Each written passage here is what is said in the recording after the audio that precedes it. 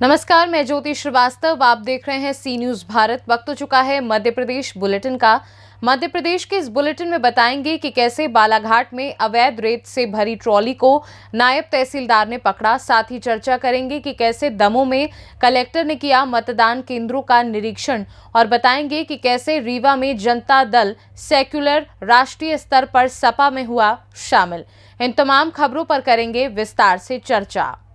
बालाघाट जिले के तहसील परसवाड़ा अंतर्गत ग्राम भीकेवाड़ा गांव से रेत का अवैध खनन कर परिवहन करते एक ट्रैक्टर को नायब तहसीलदार दशवंत मरावी ने पकड़ा है। इस संबंध में एसडीएम कमल सिंगसार ने बताया कि भीकेवाड़ा गांव के नदी से रेत का अवैध खनन कर परिवहन करने की सूचना मिली थी। सूचना पर नायब तहसीलदार पटवारी और कोटवार को मौका स्थल भेजा गया, जहां मौके पर से रेत से भरा ट्रैक्टर ट्रॉली पाया गया, जिसका पंचनामा बनाकर गाँव कोटवार के सुपुर्द कर दिया गया था।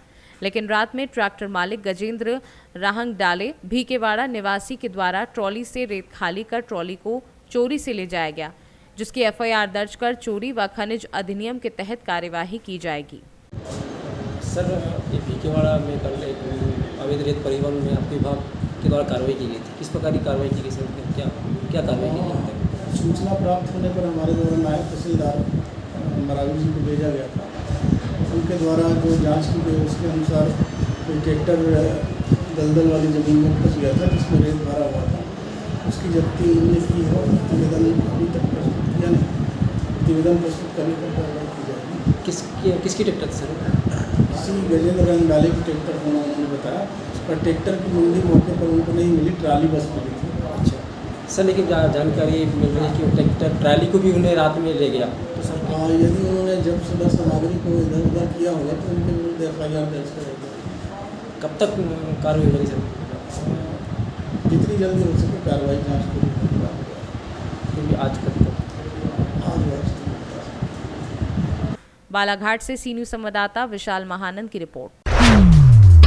खबर दमोह से है, जहां कलेक्टर एवं जिला निर्वाचन अधिकारी सुधीर कुमार कोचर ने पुलिस अधीक्षक श्रुतकीर्ति सोमवंशी के साथ बटियागढ़ क्षेत्र के यथा पिपरौधा, खड़ेरी, केरबना सहित विभिन्न मतदान केंद्रों का जायजा लिया।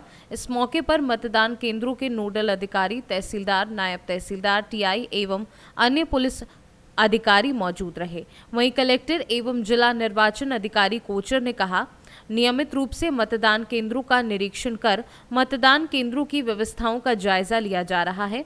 इसी तरह से आगे भी लगातार मतदान केंद्रों का संयुक्त भ्रमण करना पुलिस और प्रशासन द्वारा जारी रहेगा, ताकि सभी व्यवस्थाएं हम पुख्ता तरीके से सुनिश्चित कर सकें।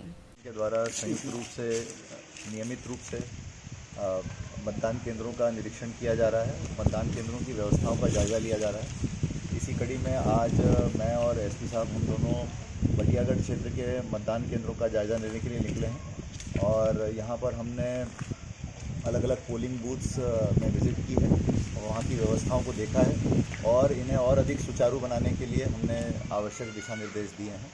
और इसी तरह से लगातार मतदान केंद्रों पर संयुक्त विज़िट पुलिस और प्रशासन की जारी रहेगी, ताकि सभी व्यवस्थाएं पुख्ता तरीके से हम सुनिश्चित कर सकें। आज ये बटियागढ़ थाना क्षेत्र में हम लोगों ने केरबना जो क्रिटिकल पोलिंग स्टेशन है इसका विजिट किया है मैंने और कलेक्टर साहब ने, और इस संबंध में जो भी सुरक्षा के निर्देश देने थे वो दे दिए गए हैं और बाकी व्यवस्था अभी तक जो दिख रही है वो सुचारू रूप से लग रहा है कि काम कर जाएगी। और इस तरह के और भी इंस्पेक्शंस हम लोग आगे फॉलो करेंगे, जिसमें इस प्रकार के सिक्योरिटी रीजंस और जो भी उसमें और सुविधाएं देनी है उनके लिए हम लोग और क्या और विचार दे सकते हैं, उस पर आगे बातें होती रहेंगी। Thank you. दमोह से सी न्यूज संवाददाता संतोष मोदी की रिपोर्ट।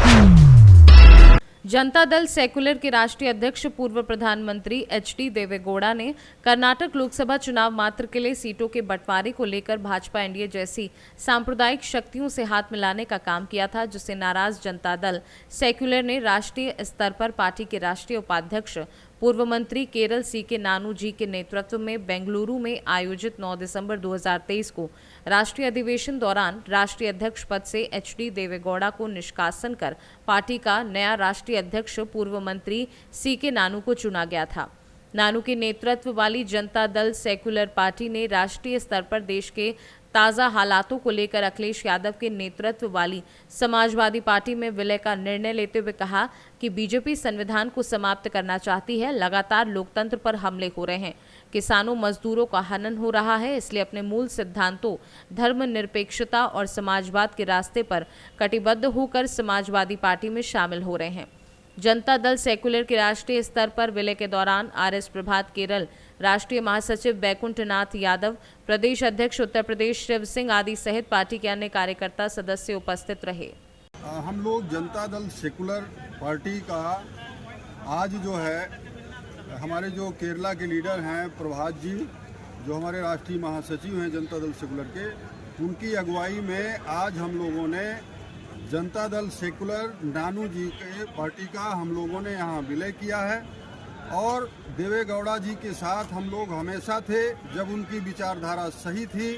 जब उन्होंने लोकसभा चुनाव के मद्देनज़र कर्नाटक लोकसभा मात्र के लिए उन्होंने एनडीए से, सांप्रदायिक ताकतों से, भारतीय जनता पार्टी से जब उन्होंने समझौता किया, गठबंधन किया, तो हम सारे लोगों ने जो 8-9 राज्यों की जो इकाइयां हैं, सारे लोगों ने ये फैसला लिया कि हम जनता दल सेकुलर का समाजवादी पार्टी में माननीय अखिलेश यादव जी के नेतृत्व में हम लोग विलय कर रहे हैं और आज से हम समाजवादी परिवार में शामिल हो गए हैं। रीवा से सी न्यूज़ संवाददाता अर्जुन तिवारी की रिपोर्ट। फिलहाल के लिए बुलेटिन में बस इतना ही। वक्त है एक छोटे से ब्रेक का। ब्रेक के उस पार हम आपको और भी तमाम बड़ी खबरों से करवाएंगे रूबरू।